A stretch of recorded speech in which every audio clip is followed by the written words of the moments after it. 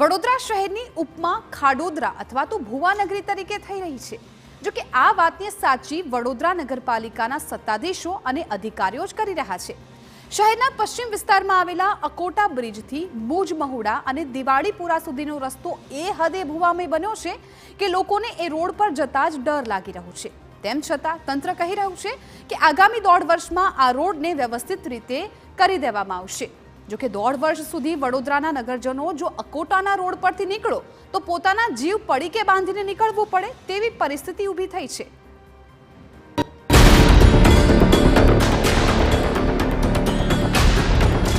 કામ ચાલુ છે, રસ્તો બંધ છે।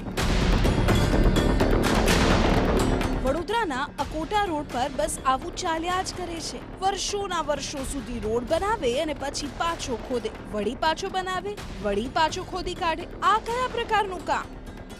કોટાની અંદર આજ 2025ની શરૂઆત છે। હજુ શરૂઆતમાં જ આ ત્રીજો ભૂવો છે। અગાઉ પણ અહીંયા આ મેન 4 રસ્તા ઉપર ભૂવો પડ્યો હતો। એ મહાકાય ભૂવો હતો। તાજ હોટલની સામે 4 દિવસ અગાઉ ભૂવો પડ્યો અને એનું હજુ સમારકામ થયું નથી અને આ ત્રીજો ભૂવો પડ્યો છે। લોકોએ તો હવે વડોદરાનું નામ પણ બદલી નાખ્યું છે। રોડ પર રસ્તે ભૂવા પડી રહ્યા છે। જ્યારે જુઓ ત્યારે આખું વડોદરા ખાડોદરા બનાવી દીધું છે। લોકોને તમે પૂછો કે આ ભૂવા અને ખાડાવાળા રસ્તા પર બીક લાગે છે તો તેઓ તરત જ કહેશે બીક લાગી રહી છે અને ગમે ત્યારે ગમે તે થઈ શકે છે। અહીંયા કોઈ ઇન્સિડન્સ દરેક જવાબદાર જે છે વીએમસી છે બરોડાની।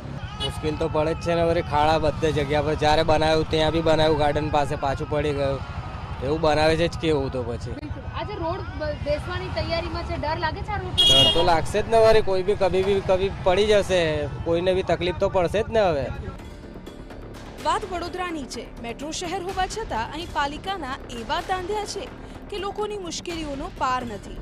અકોટા બ્રિજથી દિવાળીપુરા સુધીના રોડ પર 6 મહિનામાં 8 થી વધુ ભૂવા પડ્યા છે। જે જગ્યા પર ભૂવાનું પુરાણ કરવામાં આવે છે તે જગ્યા પર જ ફરી ભૂવો પડી જાય છે અને ફરી તેનું પુરાણ કરવામાં આવે છે। આમ ને આમ કરવામાં તંત્રએ લાખો રૂપિયાનો ખર્ચ કરી નાખ્યો। જોવાની વાત એ છે કે તેમ છતાંય રોડ પર ભૂવા પડવાનો સિલસિલો યથાવત જ છે। મતલબ કે પતંગ પર ગુંદર પટ્ટી લગાવીને ચગાવીએ એવું તકલાદી કામ। કશું જ નથી બરાબર। જ્યારે પણ જોઈએ ત્યારે ખાડા ને ખાડા જ હોય છે। અચ્છા, આ તમે અકોટા રોડ પર જઈ રહ્યા છો, આગળ ભૂવો, વચ્ચે રોડ બેસેલો ને આગળ પાછો ભૂવો। હા, આ કન્ટિન્યુ અત્યારે નથી, આગળ બી થઈ ચૂક્યું છે વારંવાર। પણ એ કામગીરી જે છે વ્યવસ્થિત ચાલતી નથી। જ્યારે થાય છે ખાલી સાંધા મારીને જવા દે છે કે કામ થઈ ગયું છે એવું બતાવવા માટે। આ તરફ વડોદરા મહાનગરપાલિકાના સત્તાધીશો પાસે કારણો, તારણો અને જવાબ હાજર સ્ટોકમાં છે।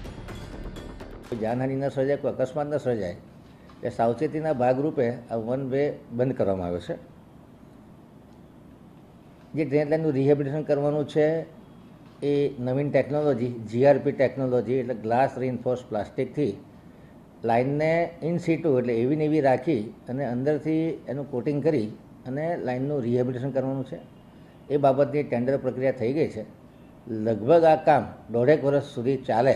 જ્યારથી ટેન્ડર પ્રક્રિયા વર્ક ઓર્ડર આપ્યા પછી 1.5 વર્ષ સુધી ચાલે એવું શક્યતાઓ છે। બરાબર, એટલે કે ભૂવાને દૂર કરવા અને ફરીથી રોડ પર ભૂવો ન પડે તેના માટે કાયમી નિરાકરણ માટે 1.5 વર્ષ જેટલો સમય લાગી શકે છે। ત્યાં સુધી તો પબ્લિકે હેરાન થવાનું જ છે। જોકે સવાલ એ થાય કે જો આ સમસ્યા ખબર હતી તો પછી અત્યાર સુધી એકને એક રોડ ખોદવા લાખો રૂપિયા ખર્ચ્યા એનું શું? અકોટા રોડ પર છેલ્લા 4 મહિનામાં 4 થી વધુ ભૂવા પડ્યા, જેના કારણે વાહન ચાલકો પરેશાન થઈ ચૂક્યા છે। ઉલ્લેખનીય છે કે તંત્ર દ્વારા જે જગ્યા પર કામગીરી કરવામાં આવી રહી છે તે જ જગ્યા પર વારંવાર ભૂવા પડી રહ્યા છે અને આ ભૂવા પડવા પાછળનું કારણ તંત્ર દ્વારા તો જૂની પાઇપલાઇનો બતાવવામાં આવી રહી છે। જે પ્રકારે પાઇપલાઇનના બહાનાઓ હેઠળ વારંવાર ઇજારદારોને ફાયદો કરાવી રહ્યા છે ત્યારે ચોક્કસપણે જે રીતે કામગીરી થવી જોઈએ, જો લાઈનો બદલવાની હોય તો પહેલેથી અને વહેલેસરથી જ લાઈનો બદલવા માટેની કામગીરી શરૂ કરવી જોઈએ તંત્રએ। પરંતુ કેમ તંત્ર દ્વારા રાહ જોવામાં આવે છે? વારંવાર ઇજારદારોને ફાયદો કરાવવા માટે ફક્ત અને ફક્ત રિપેરિંગ કામ કરાવવામાં આવે છે। આ વાત માત્ર અકોટા રોડની નથી, પરંતુ વિપક્ષના આક્ષેપ મુજબ આખા શહેરમાં ખાડા જેવી પરિસ્થિતિ ઊભી થઈ છે અને લોકોની સુવિધા માટે નહીં પરંતુ તંત્ર ફક્ત ઇજારદારને કમાવા માટે કામ કરી રહ્યું છે. સ્માર્ટ સિટીમાં ચાલતો સ્માર્ટ ભ્રષ્ટાચાર એ સ્પષ્ટપણે આપણે જોઈ શકીએ છીએ. અધિકારીઓને કામ કરવામાં રસ નથી એવું લાગે છે? અધિકારીઓને કામ કરવામાં રસ નથી, માત્ર ને માત્ર મલાઈ ખાવામાં રસ છે. કોન્ટ્રાક્ટરો, અધિકારીઓ અને સત્તાધીશો દ્વારા એમની જે મિલીભગત છે એના કારણે આ જનતાને ભોગવવું પડતું હોય છે. વડોદરા શહેરમાં વિકાસમાં ખોટ લાગે છે તેવું તો પ્રજા કે વિપક્ષ જ નહીં પરંતુ મુખ્યમંત્રી અને પ્રદેશ ભાજપ પ્રમુખ પણ ટકોર કરી ચૂક્યા છે. ત્યારે હવે વડોદરા શહેરના મેયર, ચેરમેન, અધિકારીઓ બધા એસી ચેમ્બરમાંથી બહાર નીકળીને જુએ તો લોકોની મુશ્કેલી સમજાશે. વડોદરાના નગરજનો ટેક્સ ભરી રહ્યા છે, અનેક પ્રકારના ખર્ચાઓ આપી રહ્યા છે, તમામ જે સુવિધાઓ, તમામ જે કરવેરાઓ છે તે તમામ ભરી રહ્યા હોવા છતાં સુવિધાના નામે ઝીરો મળી રહ્યું છે. ત્યારે પાલિકાનું તંત્ર આંખો ક્યારે ખોલે છે, બજેટમાં નવા કામોની જગ્યાએ પ્રાથમિક સુવિધાના કામોને ક્યારે પ્રાધાન્ય આપે છે તે જોવું પણ અહીંયા તેટલું જ મહત્વનું રહે છે. કેમેરા પર્સન રોહિત ગોયલ સાથે અંજલિ ઓઝા, TV9 વડોદરા.